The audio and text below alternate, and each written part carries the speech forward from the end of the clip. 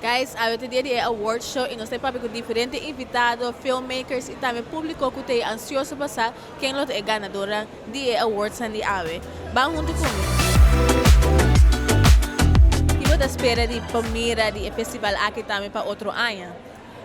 Lo que mira más joven, curaçoleño, caribense, invertir na criatividade em película. Nós somos um pueblo hopi criativo.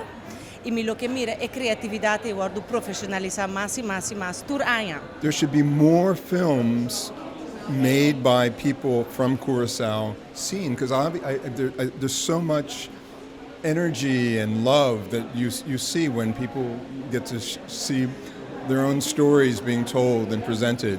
Gisteren hadden we de Q&A in de cave met twee hele mooie mensen. En dat was zo vol en iedereen was zo geïnteresseerd. Ja, vond ik een heel mooi moment. Mas sneak peek denk een paar película como echt keer mané hey, zeg dat echt hobby van película met hobby contento com a selectapa e Curaçao International Film Festival. Anto ora mit dat escucha hen en tambe. Nanto hobby contento com o festival tambe. Anto ku tulo kwa ku nanga mira. Opo wak back com esse mga bay e turen ang ko wak po pelikula. Como te sentivo? Hope overwhelmed in the best way possible. Hindi recebi carga horsepower assim na bom ku minuting palavra from for the pergunta nan durante the Q&A tena mensaje nan go flood me inbox ainda nan minoni conhecer eta feeling hope dushi di vera. The love for stories, the love for the filmmakers, the effort we put in it, and when you see that back from the people, from the crowd, it really makes a lot.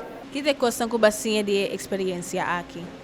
Well, estava gewoon great para mira que tem assim tanto talento den Caribe.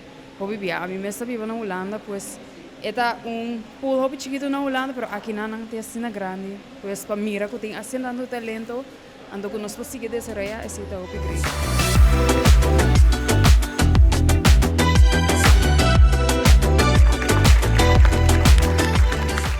Ideia nan ko botingani assim no wariki ende bisabu ya laga na ya mabuloko. Osora bota ki deng tawara patende si bota gane premio of no. Tanami esta bina ubabi.